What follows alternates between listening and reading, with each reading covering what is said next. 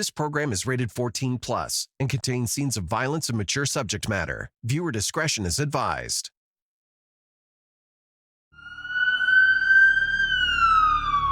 I said to him, if you're out, don't engage in any arguments, don't engage in any fights, because these people don't fight with their hands anymore. They're too quick to pull the guns. Can you imagine 40 minutes, a child leaves, and that's it? You don't get to see him. And the last words that he says to you is, I'll pay you for the hydro. 2 detectives knocked at my door, asked me if Gabriel lived here and that there was a shooting. And I said, is he okay? And they said, no, he didn't make it. We were just chit-chatting and laughing and everything, and then less than half an hour after that is when I heard the gunshot and I found him on the driveway. In individual communities, everybody's watching. Witnesses solve our murders, surveillance, DNA. But if we don't have any of those three, then we've got a little bit of a hurdle. We did not have any eyewitnesses coming forward. It was almost a blanket that was put over everybody. Welcome to Crime Beat, I'm Anthony Robart. Tonight, when gun violence takes down a number of young men in the streets of Toronto, their shattered families want justice. But in many of these cases, the killers remain free, protected by a lack of evidence and witnesses willing to come forward. Here now is Karen Lieberman with Code of Silence.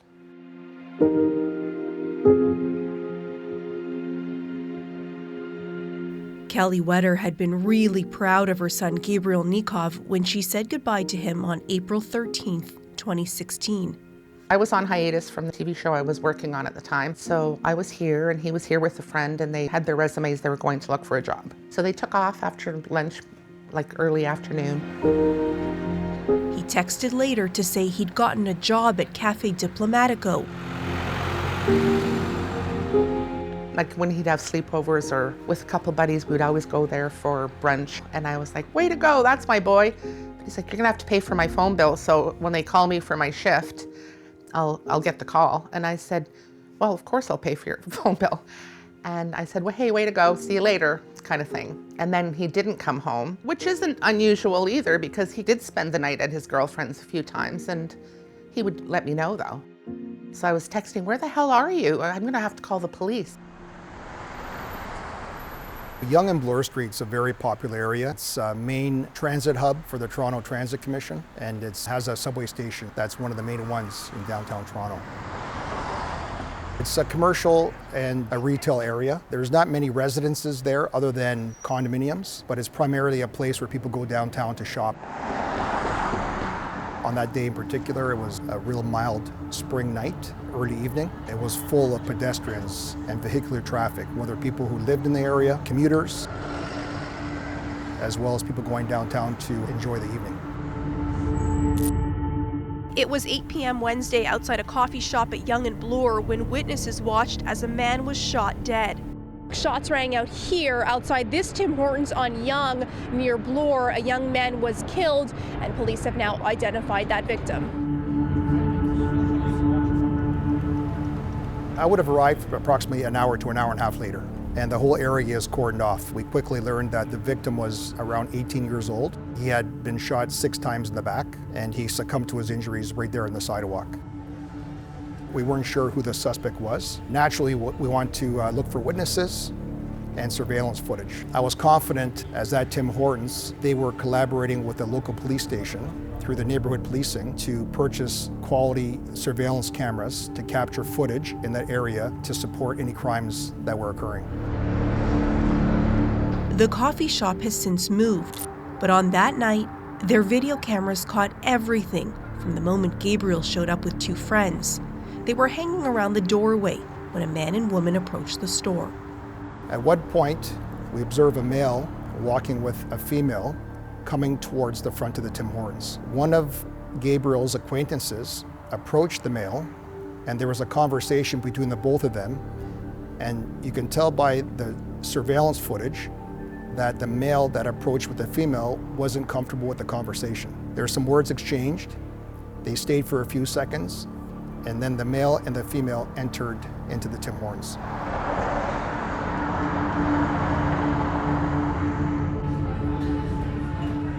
As they order, they're talking and looking back outside. It's obvious that the discussion they're having is in relation to the interaction they had with this male outside.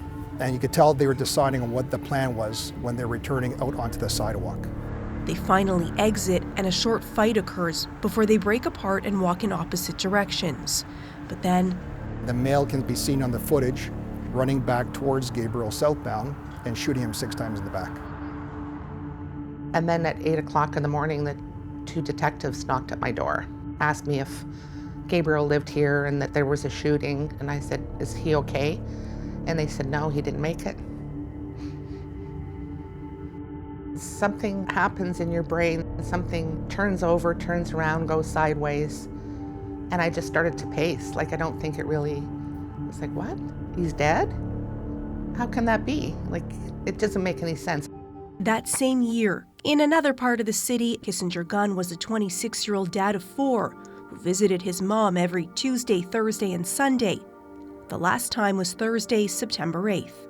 We were in the living room, just something came on the TV that someone had been shot and killed the night previous. I said to him, you know, if you're out, don't engage in any arguments, don't engage in any fights, because these people don't fight with their hands anymore. They're too quick to pull the guns for whatever reason.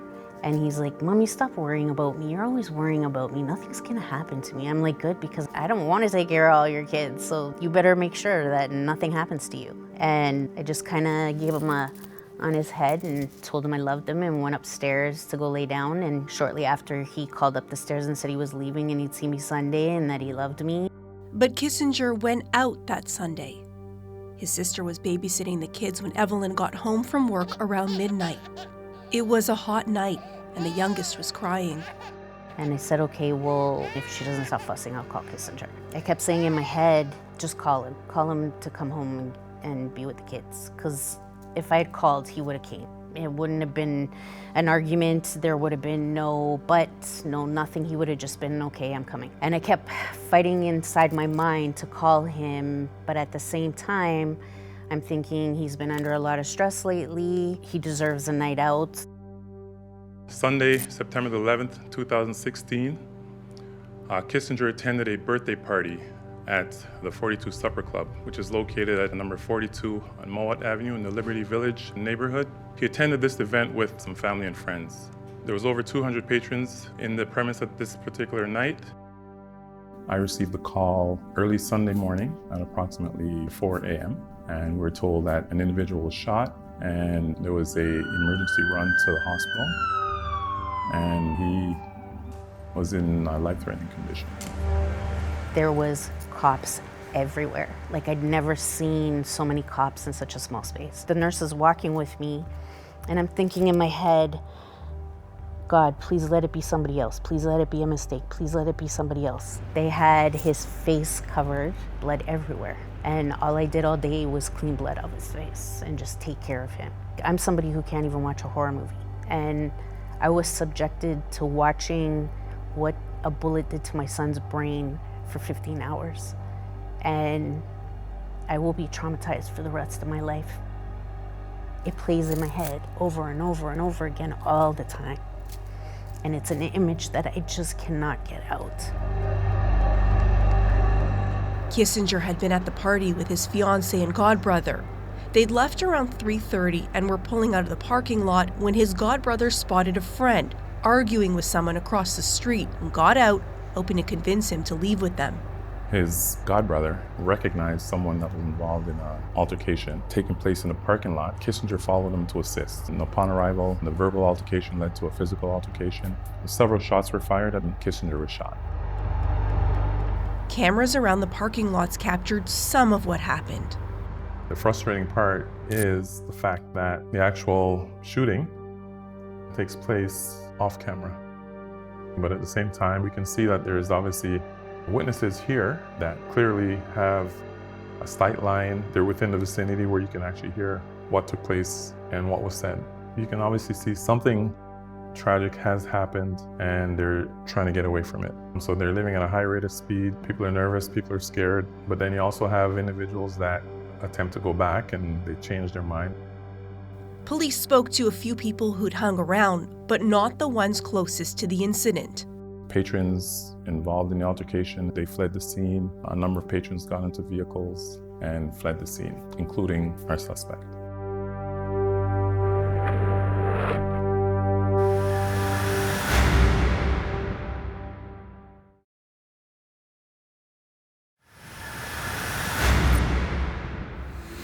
Welcome back. At the end of 2016, two devastated mothers are mourning their sons who were senselessly gunned down in the middle of doing everyday things. Now, 3 weeks into the new year, another mother faces the same excruciating loss. We now return to Karen Lieberman and Code of Silence. 24-year-old Dylan Gill usually went to a club with his friends on Sunday nights. January 22nd, 2017 was no different. He went and played basketball at 8 o'clock. He came home around 10:30, and I made him something to eat. Pizza bucket, of course, that was his favorite. After he had gotten ready, it was around 12 o'clock. His phone rang. I guess whoever was going to pick him up. I asked him, who's here? And he goes, it's my ride. And I go, okay, do you have your house keys? So he took his keys, put them in his pocket. And as he was leaving, he goes, Mama, I'm going to help you with the hydro tomorrow. And I said, I love you. And he said, I love you. And then he left. That was 12:05. On Monday, January 23rd, 2017, at approximately 12:50 a.m., Toronto Police Communications received a 911 call to attend the area of Islington Avenue and Milady Road with regards to a shooting. The victim was transported to hospital with life-threatening injuries, and now we know that homicide investigators have taken over this investigation. Myself and several other investigators attended that crime scene. It was fairly cold, and it was in the middle of the night. When I arrived on scene, I could see that there were bullet casings on the roadway of Islington Avenue. Forensics officers were dealing with that. I spoke to the divisional detectives, and what they told me was the deceased, Mr. Dylan Gill, was in a vehicle with two other friends. They were driving southbound Islington Avenue. At this point, a suspect vehicle approached the passenger side of their vehicle, and one of the suspects started discharging his firearm. Unfortunately, several rounds were fired at the vehicle, and one of those stray bullets actually hit Dylan while he was sitting in the back seat of the vehicle. The women told detectives they'd been at Cameo Lounge about 3 kilometers away. Dylan and two of his friends were in this nightclub. So this lounge at the time was a hookah lounge. That night there was a rap video being taped. It was a pretty busy night that night. My understanding was that Dylan and the friends attended there just shortly after midnight. I believe they had a few drinks and they decided to leave for some unknown reason. It was within minutes of them leaving this nightclub that the shooting occurred.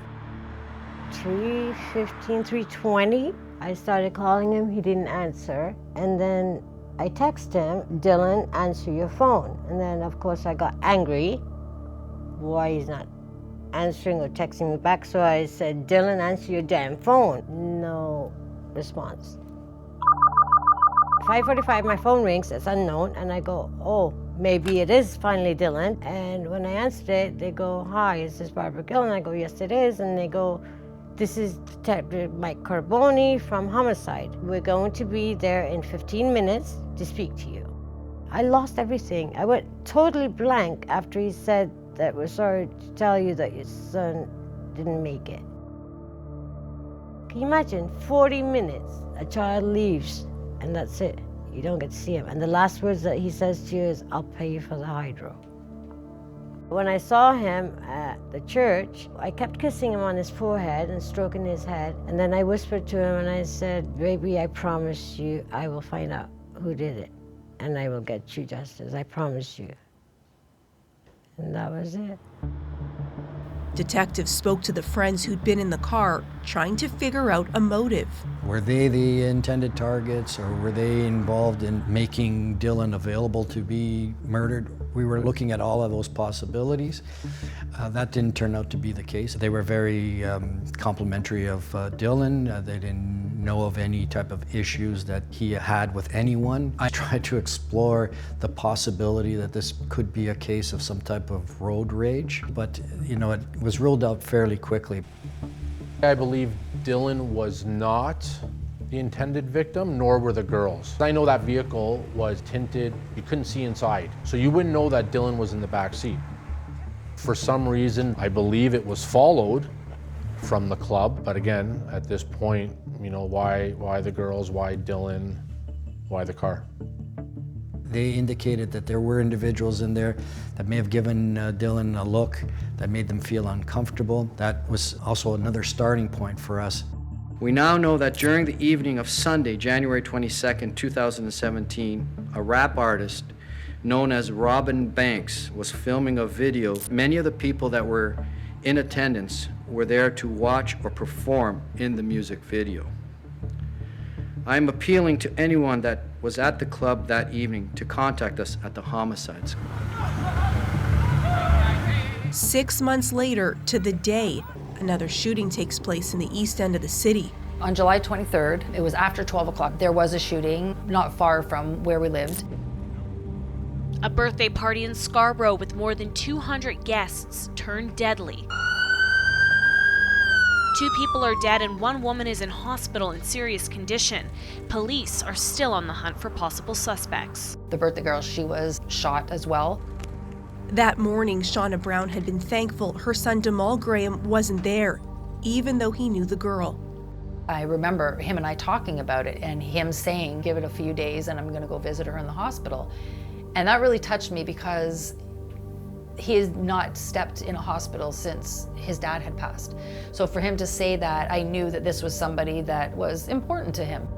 That conversation was probably around 2 o'clock in the afternoon, and then shortly after that, my girls and I went out to go and visit a friend that was in the hospital. They returned just after 6 p.m. Demal was out front with his stepbrother and stepbrother's friend, watching his daughter play a few doors down at a neighbor's.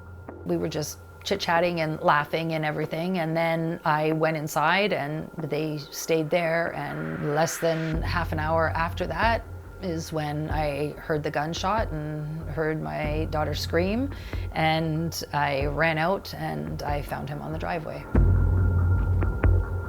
25-year-old Demal Graham was fatally shot outside of a home in Malvern on Sunday, just a little after 6:30 in the evening. The area of the home is kind of in a corner of the complex. There's a vehicle in the driveway. The deceased is on the ground between the stoop and the vehicle. So everybody is outside wanting to know what's happening. Demal's mother, she had younger daughters to consider, especially the fact that this crime happened on her property. Her daughter's window was open and she could hear it as it was happening. So she had to manage her family more than anything. Neighbors running, my daughter's obviously upset and crying, me the same thing, people running to try to help and stuff like that. So yeah, it was just complete chaos and complete utter shock. My granddaughter was still outside a neighbor's steps playing, so I had to yell to my daughter, like, yell out the window, tell them to bring her inside. You don't know if they're coming back, you don't know what's going on, who it was, you name it. He was a very well-liked person in the neighborhood. Everybody was looking on because everybody really liked Demal. We had learned that a car had driven by very slowly, and we believe that same car came back a short time later, stopped in front of the unit, and at that time, a person exited the vehicle and murdered Demal Graham. There was no conversation. It was so quick. Came in, shot the gun at him multiple times. Demal fell to the ground. The shooter returned to the car and sped away. Unfortunately, we did not have any eyewitnesses coming forward to give us any further information pertaining to the vehicle that was seen or to the description of the shooter. It was almost a blanket that was put over everybody.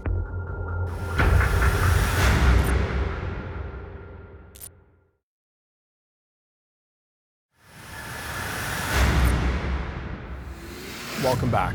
Between 2012 and 2017, Toronto saw 371 homicides. Over half were shootings. Now, police solved nearly 90% of the non-gun cases, but only 39% of shootings. The key issue? Lack of evidence, and one critical need. We now return to Karen Lieberman and Code of Silence. At the end of the day, witnesses solve our murders, surveillance, DNA. But if we don't have any of those three, then we've got a little bit of a hurdle.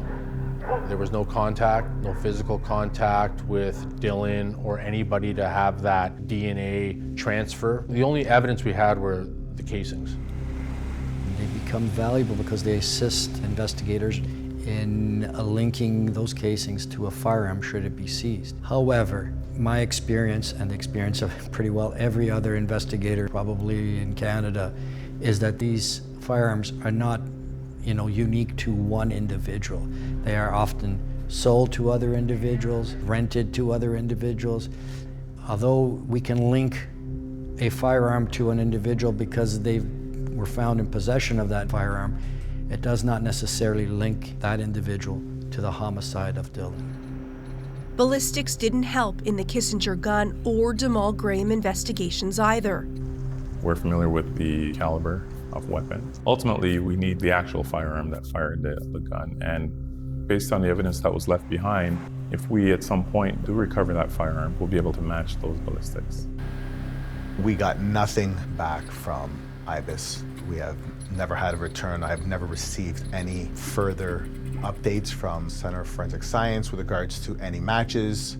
So it's safe to say that the firearm that was used has been either discarded or buried and never used again.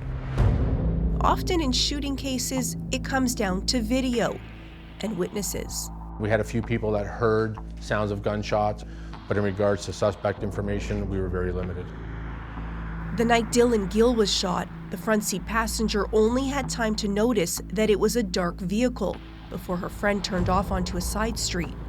What we did have were some people that were driving their vehicles right behind this. And we had a few witnesses that did say that what they saw was a white car and a black car, and all of a sudden there were shots being fired. So we know from eyewitnesses that it is a black, smaller vehicle.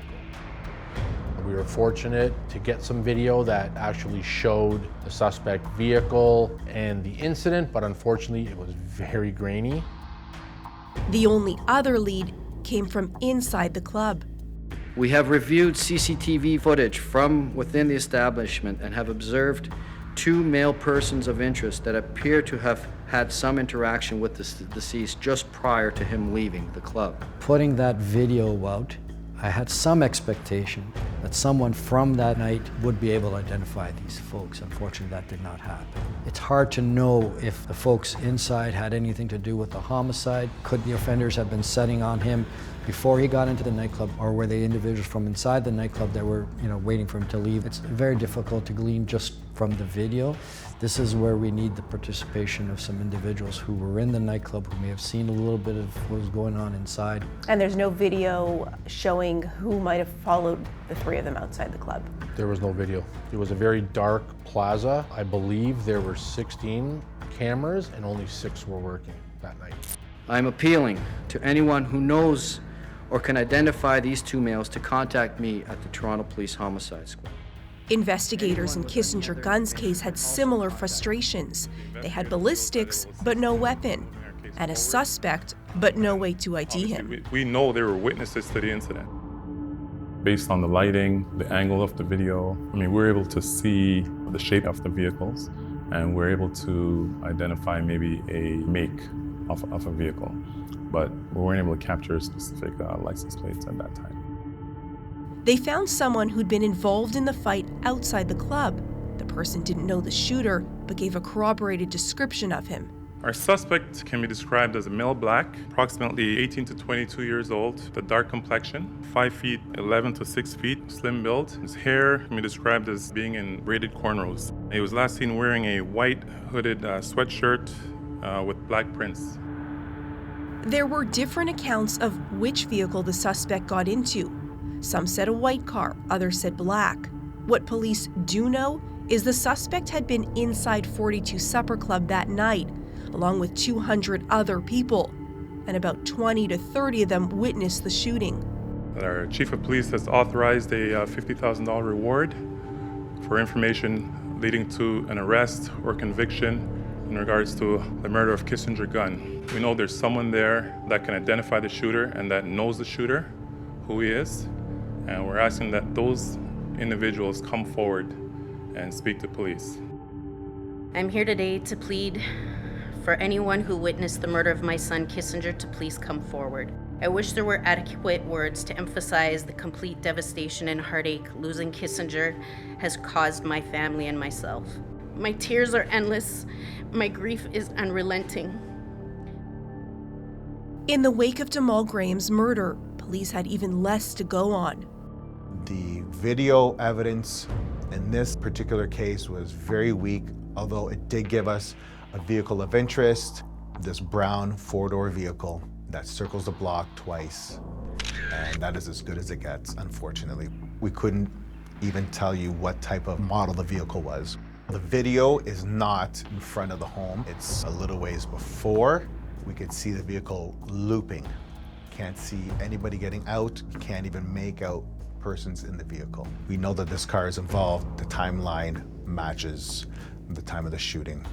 We weren't able to track it any further than leaving the complex. Going to local businesses that were 2-3 kilometers away, unfortunately proved empty for us. Even worse, nobody from the neighborhood was talking. Unfortunately, what we've seen happen in a lot of housing complexes is the idea that don't get involved, don't want to be in court, you don't want to assist police, the police are not our friends, afraid of retribution. So with respect to eyewitnesses, we had no viable eyewitnesses. I will say that Shauna, who is Damal's mom, was a strong advocate for people coming forward and giving information. She knew people knew things, and she was relentless in approaching these people and trying to get them to come speak to police. The streets know, the people know, and yet we're still seeking justice.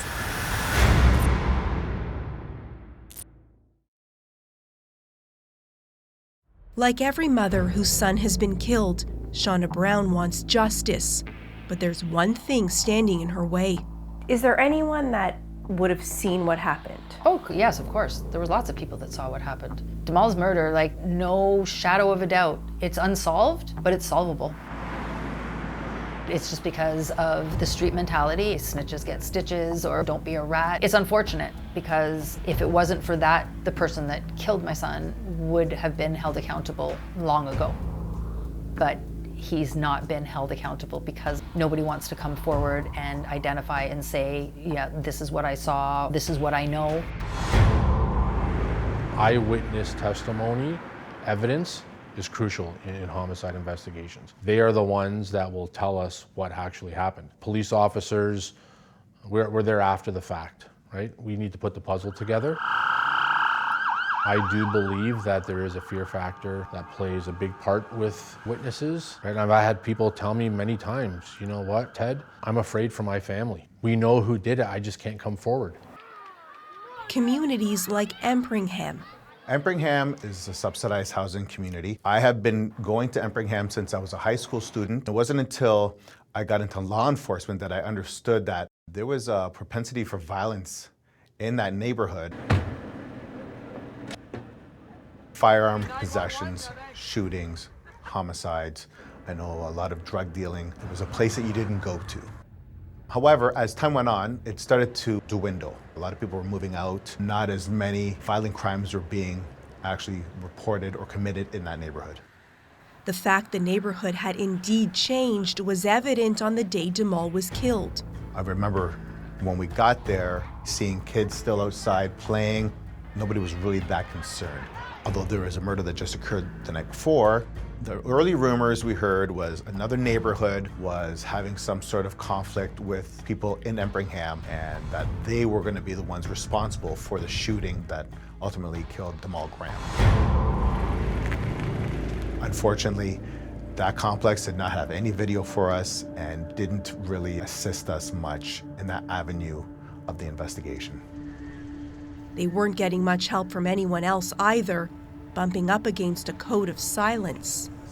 So the code of silence is quite often associated with lower income neighborhoods, communities that have traditionally negative or contentious associations with the police. Quite often they're associated with prohibitions against being seen to comply with police investigations, to call the police if you have a problem. Even being seen as speaking with the police can be risky for individuals, and the risks are reputational in nature, that you might be perceived differently by other people who live in the neighborhood.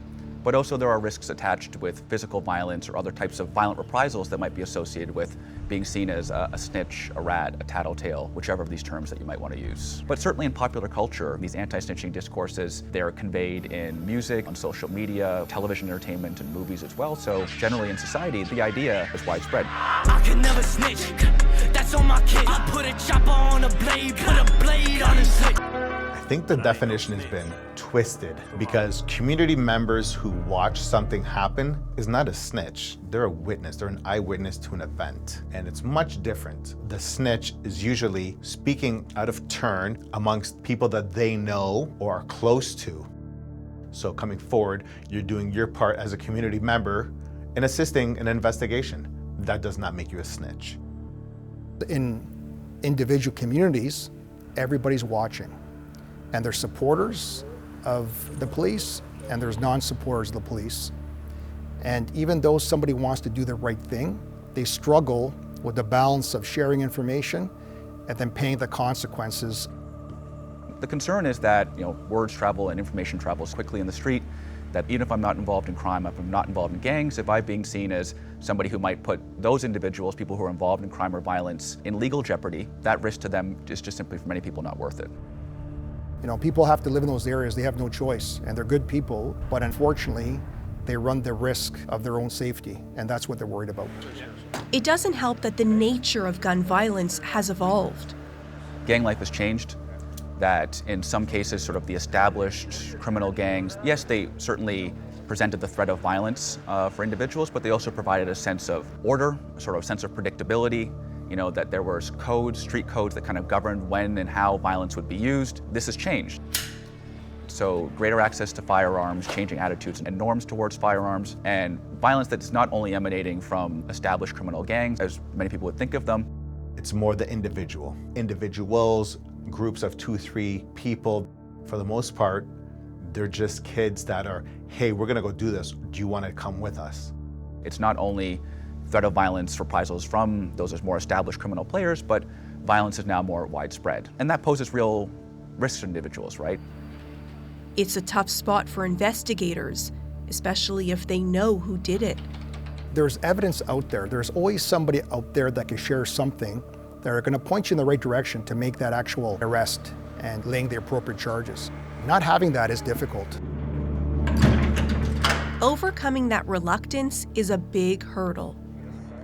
That is a project that will take time, that will take changes in culture and attitudes and belief that has to be born not only out of police practices, We're trying to make the neighborhood safer, but also out of addressing the conditions that many young people find themselves in. Part of that also has to come with attitudes towards the police that has to do with the work the police have to be involved with. So the police have spent a lot of time and a lot of attention to try to address that relationship problem. They have a neighborhood officer program right now where officers are stationed for longer periods of time in specific neighborhoods. And the idea is that they can spend time developing positive, trusting relationships with neighborhood residents. They see the police as being somebody who's aligned with their interests, that they're more likely to assist the police in those situations. It's important because that help can lead to an arrest, as it did in the case of Gabriel Nikov. Typically, when you investigate a homicide that's outside of a melting pot of people, it's difficult to have witnesses to come forward. And being that it was in that downtown core of Toronto, you have a mix of everybody. And because we had that, we had so many people come forward. 4 bangs on the door, sounded like a hammer on wood. And giving their piece of the puzzle. It took upwards of 2 days to actually solve this murder investigation.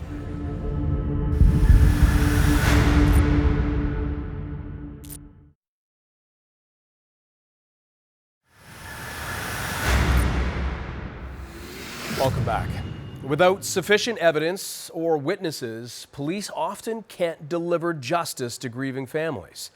But sometimes people speak up, and that's when cases get solved. We now return to Karen Lieberman and the conclusion of Code of Silence. This was a very different investigation. It wasn't involving any gang activity. It was one of those random shootings in downtown Toronto. As much as horrific, it was much easier to solve because we had so many different people there. So many different walks of life that they don't feel that any one person, if they come forward, is going to be identified as providing information to the police. Dozens upon dozens of officers are here in this very popular and upscale area, interviewing the many witnesses who were here and who possibly heard those up to 5 gunshots. There was upwards of 160 people that came forward. There's so much video surveillance and so many cameras at so many different locations. Everything in its totality was captured. The day after Gabriel was shot, police were contacted by a children's aid worker in Niagara Falls who'd received a troubling phone call from one of her former wards. He had told her to watch the news on television and to watch what had occurred at Yonge and Bloor Street. And the discussion was relating to not that he did anything, but he was there. The way that the message was delivered, he was the one responsible. That's what she felt. And then she had the obligation to report this to the police. And she identified him as Bradley Chevaldayoff. We quickly learned that he was no stranger to the judicial system. He had made a threat to a Toronto Transit bus driver, threatened to shoot him. He also slashed another male on a busy subway platform in downtown Toronto. He was convicted for both and was on a lifetime weapons prohibition. They figured out what neighborhood he was likely to be in and canvassed buildings in the area. We were able to obtain some surveillance footage from a camera in a stairwell of Bradley Chevaldayoff standing with 3 other males, and he was reenacting what had occurred on Yonge Street with the shooting. During that evening, officers recognized him walking down the sidewalk and arrested him without any incident. He was initially charged with second-degree murder, but the jury found him guilty of manslaughter. He received a 16-year sentence. He had a reduction of 4 years for the time served in the pretrial custody, so he was to serve 12 years. Your shirt says justice for Gabriel. Do you feel that there's been justice for him? No. But you know, there never will be, because nothing brings him back. It doesn't matter if it was life, I'm still going to feel the same way. I don't think about him. I don't say his name. I don't give him any kind of space in my head. He's not going to ruin my life. I'm going to live the best life I can for Gabriel. And I think he'd be proud of me, and I think he is. I believe in the signs that some of us are getting. I get red balloons that just sort of randomly appear or float by. Sometimes Gabriel's friends see them too and send her pictures. One time a balloon appeared during an on-set break at work. It's around 8 o'clock at night, around the same time he passed away. We're sitting at a table outside of the trailer, and this makeup artist said, "Kelly, there's a red balloon floating behind your head." And it came over me and started like giving me a hug, kind of went like this all over me, down my knees, down my feet, and there's 6 people. And then it just sort of floated. I said, "It's my birthday. That's Gabriel. I know it." Kelly surrounds herself with memories of Gabriel. You kept a lot of Gabriel's things here. Yes, I did. From his handwritten list of goals to the jacket he was wearing the night he was shot. Bullet holes here, and it used to smell like him. And after his murder, she joined with other mothers in speaking out against gun violence and found a special way to honor her son. I started the Red Balloon Foundation. It's to help somebody pick up a book instead of a gun, and a young person to further their education and stay focused and have hope and help. Save our daughters! Save our sons! We're not going to stop. You know, if 5 people put their guns away and change their life, we'd be happy. This is not a photo op for us. Evelyn Fox is pleading with city leaders to address the roots of gun violence. In the name of all the grieving mothers in this city, do what is right. I think it's the anger, the survivor in me. I just really wanted to keep my son's name and face out there so that people who were there that night can see that I'm still waiting for someone to come forward. That was my sole purpose at first, was just to get him justice. I started to really advocate for the underserved communities to get more funding because they are the ones who are predominantly impacted. To invest in underserved communities and give opportunities for youth to deter them from crime. Something she wishes had been done for whoever killed Kissinger. At first, I kind of felt sorry for the guy. He has to live with the fact that he killed somebody, the completely innocent person that was just a bystander. But as time went on, I just got angry and I lose hope, even in society. The code of silence should not apply to homicides, period. I just don't understand how there's so many people outside that club and not one of them wants to come forward and point this guy out and hold him accountable. What if it had been your family? It's hard. I miss my son every day. I hate life without him. Shauna Brown is trying to cope with the new normal after losing her son, Demal Graham, on July 23rd. I don't have a choice but to be strong. I can't curl up and avoid it. I have to speak out. I started becoming involved in advocating literally 3 weeks after Demal was killed. And that's when I started my connection with some of the other moms.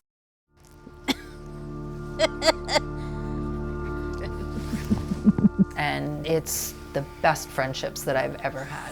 We get each other, we relate to each other, we know how to support one another, and it's huge. It's almost like it's a subject that people don't want to touch. You know what I mean? One of the things they most understand is her frustration that Demal's case is still unsolved.